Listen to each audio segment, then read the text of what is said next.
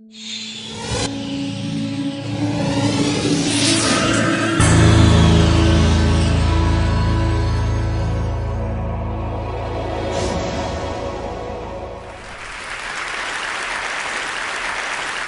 a few minutes ago, I took this picture about 10 blocks from here. This is the Grand Cafe here in Oxford.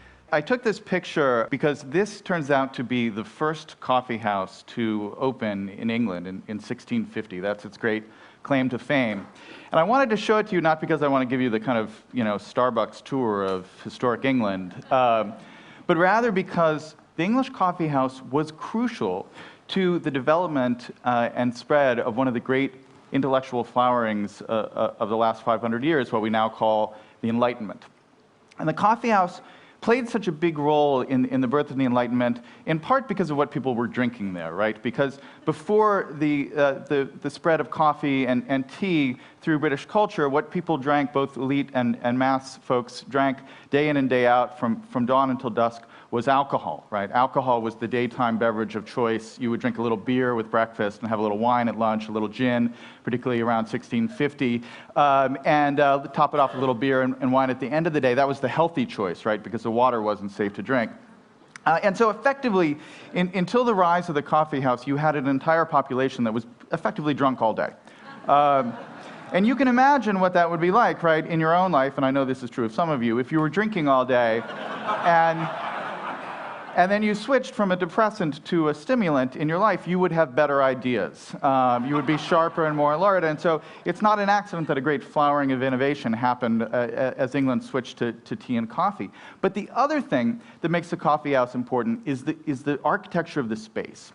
It was a space where people would get together from different backgrounds, different fields of expertise, and share. It was a space, as Matt Ridley talked about, where ideas could have sex, right? This was their conjugal bed, in a sense. Ideas would get together there. And an astonishing number of innovations from this period have a coffee house somewhere in their story. I've been spending a lot of time thinking about coffee houses for the last 5 years because I've been kind of on this quest to investigate this question of where good ideas come from. What are the environments that lead to unusual levels of innovation, unusual levels of creativity? What's the kind of what is the space of creativity? And what I've done is I've looked at both environments like the coffee house, I've looked at like media environments like the World Wide Web that have been extraordinarily innovative. I've gone back to the history of the first cities. I've even gone to biological environments like coral reefs and rainforests that involve unusual levels of biological innovation. And what I've been looking for is shared patterns, kind of signature behavior that shows up again and again in all of these environments. Are there recurring patterns that we can learn from, that we can take and kind of apply to our own lives or our own organizations, our own environments, to make them more creative and innovative? And I think I found a few. But what you have to do to make sense of this and to really understand these principles is you have to do away with a lot of the way in which our kind of conventional metaphors and language steers us towards certain concepts of idea creation, right? We have this very rich vocabulary to describe moments of inspiration, right? We have the kind of the flash of insight, the stroke of insight, we have epiphanies, we have eureka moments, we have the light bulb moments, right?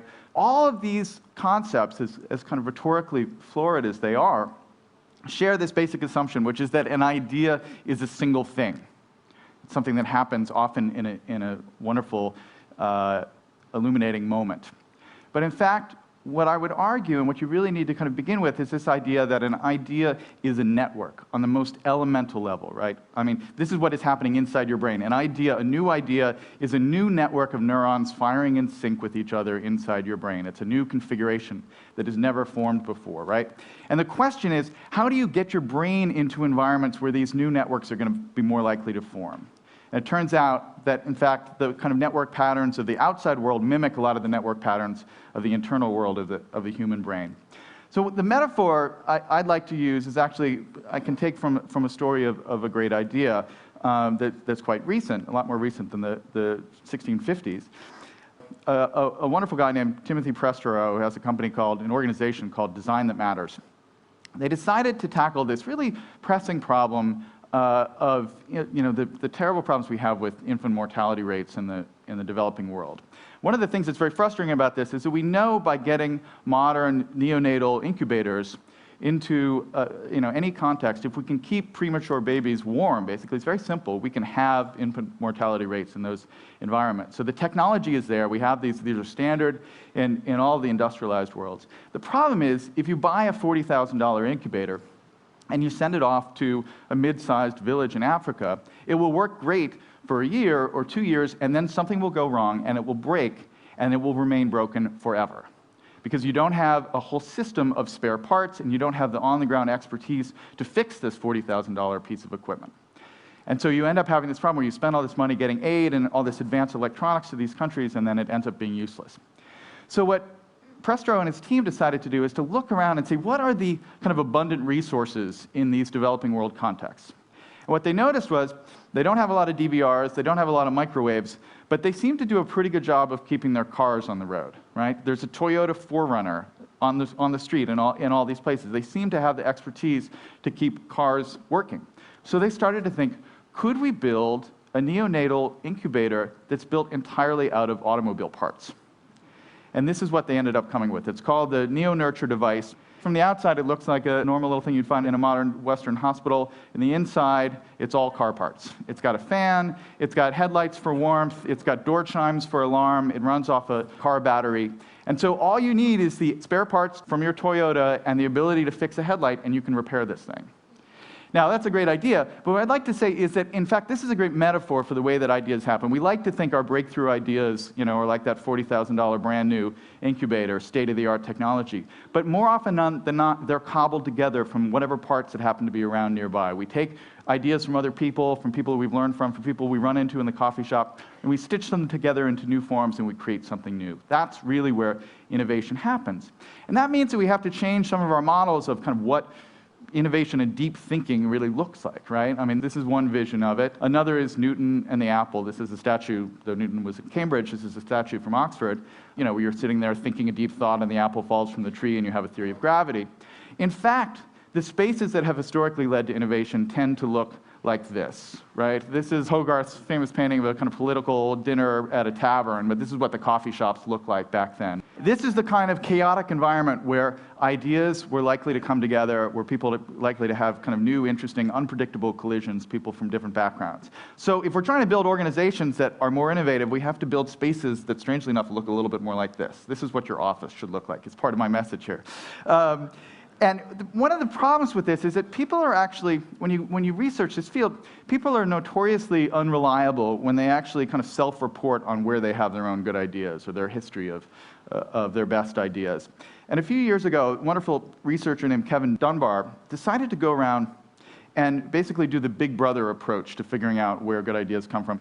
He went to a bunch of science labs around the world and videotaped everyone as they were doing every little bit of their job. So when they were sitting in front of the microscope, when they were talking to their colleagues at the water cooler and all these things.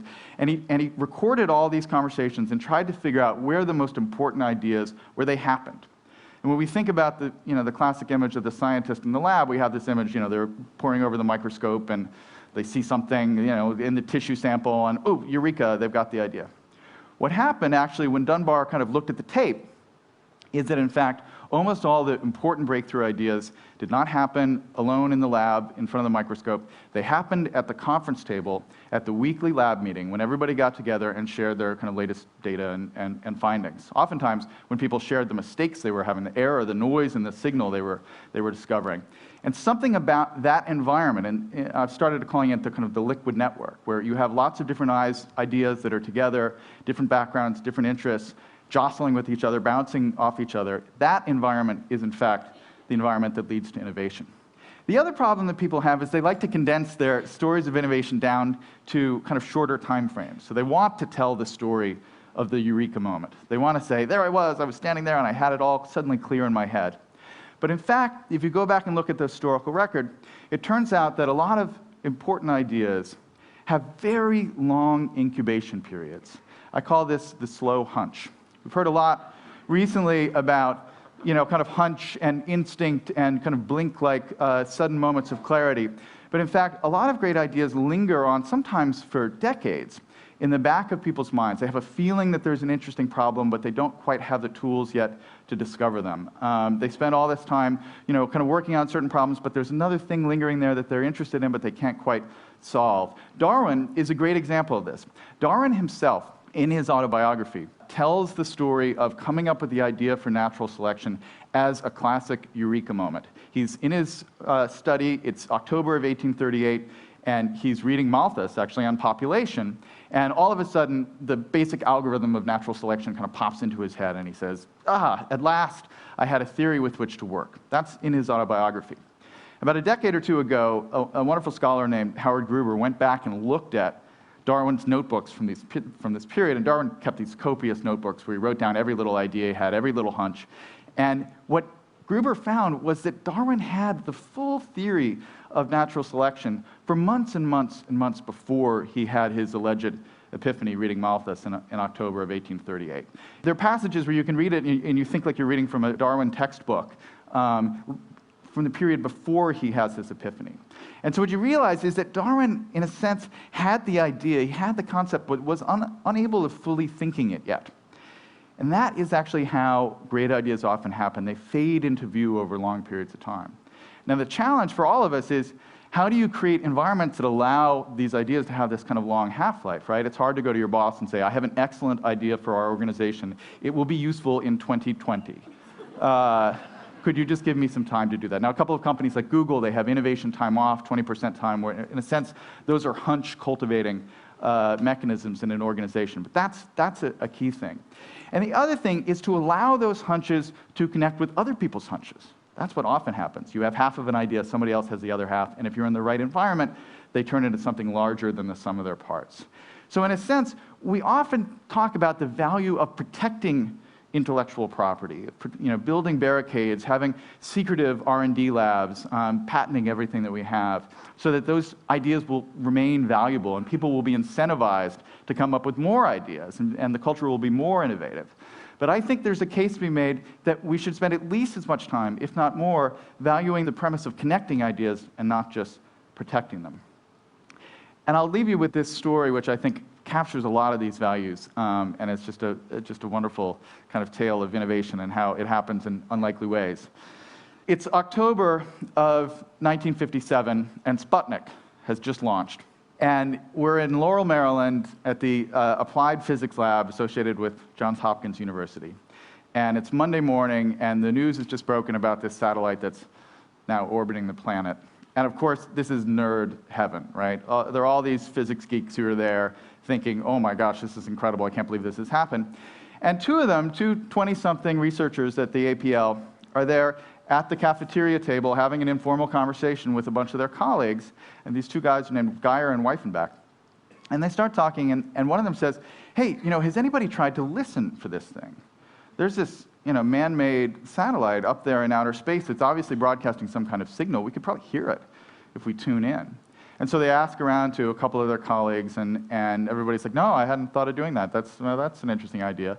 And it turns out Weifenbach is kind of an expert in microwave reception, and he's got a little antenna set up with an amplifier in his office.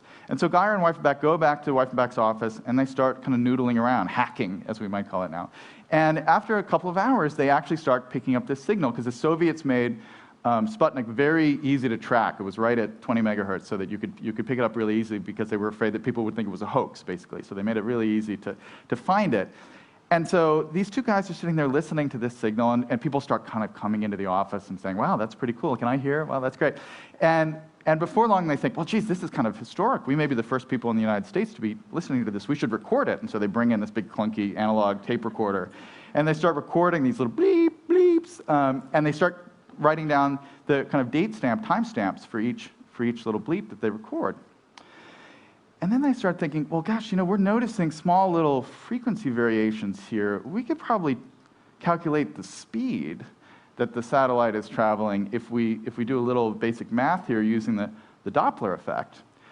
And then they played around with it a little bit more, and they talked to a couple of their colleagues who had other kind of specialties, and they said, geez, I think we could actually look at the slope of the Doppler effect to figure out the points at which the satellite is closest to our antenna and the points at which it's furthest away. That's pretty cool.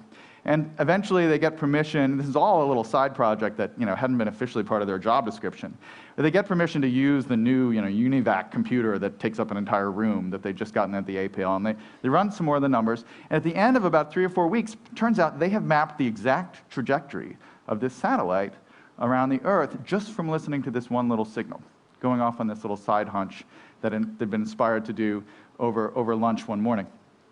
A couple weeks later, their boss, Frank McClure, pulls them into the room and says, hey, you guys, I have to ask you something about that project you were working on.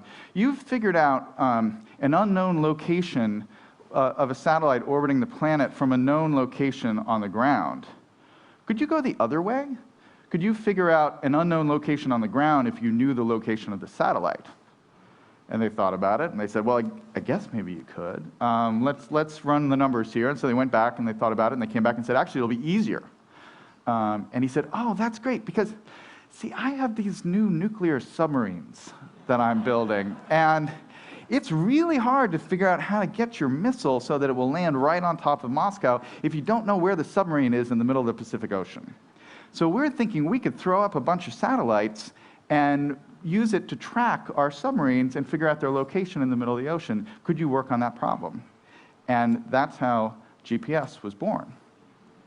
30 years later, Ronald Reagan actually opened it up and made it an open platform that anybody could kind of build upon, and anybody could come along and build new technology that would create and innovate on top of this open platform. Left it open for anyone to do pretty much anything they wanted with it.